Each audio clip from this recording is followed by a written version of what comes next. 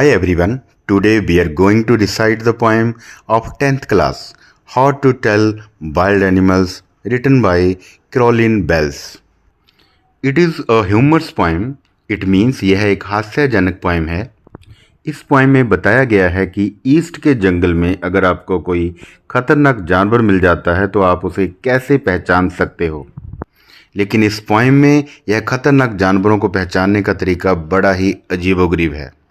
Now we will recite the first extract. If ever you should go by chance to jungles in the east, and if there should to you advance a large and tawny beast, if he roars at you as you are dying, you will know it is the Asian lion. Now I am going to explain the first extract. इस extract में poetess बताती है कि अगर आप कभी east के जंगल में से गुजरो तो आप एनिमल्स को कैसे पहचान सकते हो कि यह कौन सा एनिमल है। पोएटेस कहती है कि अगर वहाँ जंगल में एक विशाल भूरा पीला सा जानवर तुम्हारी तरफ आता दिखे और तुम पर झपट पड़े और दहाड़ने लगे तो मरते समय तुरंत समझ जाना कि यह एक एशियन लायन है। तो आप समझ गए होंगे कि ये पोएम हास्यजनक क्यों है। Now I am going to recite the second extract. Or if sometime when roaming round a novel wild beast greets you with black stripes on a yellow ground, just notice if he eats you. This simple rule may help you learn the Bengal tiger to discern. Now I am going to explain the second extract. इस extract में बताया गया है कि east के जंगल में घूमते हुए अगर आपका सामना एक बहुत सुंदर जानवर से हो जाए जिसकी येलो बॉडी पर ब्लैक धारियां होंगी, अब तुम्हें एक बात ध्यान में रखनी है कि यह जानवर तुम्हें खाता है कि नहीं, और अगर यह जानवर तुम्हें खा जाता है तो पक्का ही ये बंगाल का टाइगर है। तो इस तरीके से जानवर की पहचान आ सकती है। Now the third extract. If strolling fourth a beast you view whose hide with spots is peppered as soon as he has left on you, you'll know it is the leopard. It will do no good to roar with pain. You'll only lap and lap again. Now I am going to explain the third extract. अगर आप किसी east के जंगल में टहलते हुए जा रहे हैं और अगर आपको कोई धब्बों से भरी खाल वाला जानवर तुम्हारी तरफ उछलकर आता हुआ दिखे तो यह एक तेंदुआ होगा। यह तुम्हारे ऊपर बार बार उछल कर आएगा, चाहे आप जितने मर्जी दर्द से चिल्लाते रहो, उससे कोई लाभ नहीं होगा।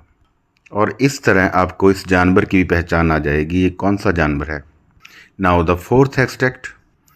If when you are walking round your yard you meet a creature there who hugs you very very hard, be sure it is a beer.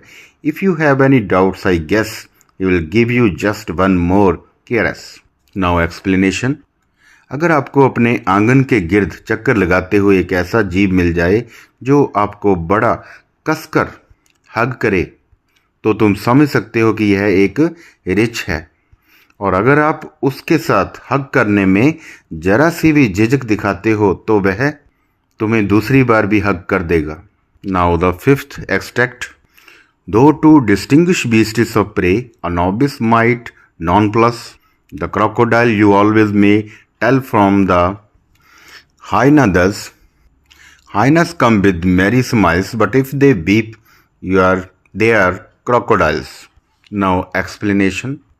इसमें बताया गया है कि एक अनाड़ी आदमी शिकार करने वाले जानवरों को पहचानने में कंफ्यूज हो सकता है, परंतु एक मगरमच्छ और एक लकड़बग्घे की पहचान करना बिल्कुल भी मुश्किल नहीं है, क्योंकि एक मगरमच्छ तुम्हारे पास आंखों में आंसू लिए हुए आएगा जबकि एक लकड़बग्घा तुम्हारे पास मुस्कुराता हुआ आएगा। तो इस तरह इन जानवरों की पहचान की जा सकती है। Now the sixth extract. I am going to recite. The true chameleon is small, a lizard sort of thing. He hasn't any ears at all and not a single wing. If there is nothing on the tree, it is the chameleon you see. Now the explanation.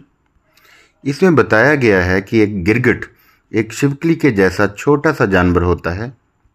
इसके कान और पंख नहीं होते। इसकी पहचान ये है कि अगर तुम्हें पेड़ पर कुछ भी दिखाई ना दे पर ये पेड़ पर हो तो ये एक गिरगिट है। So that was the poem. I think you have understood the whole poem.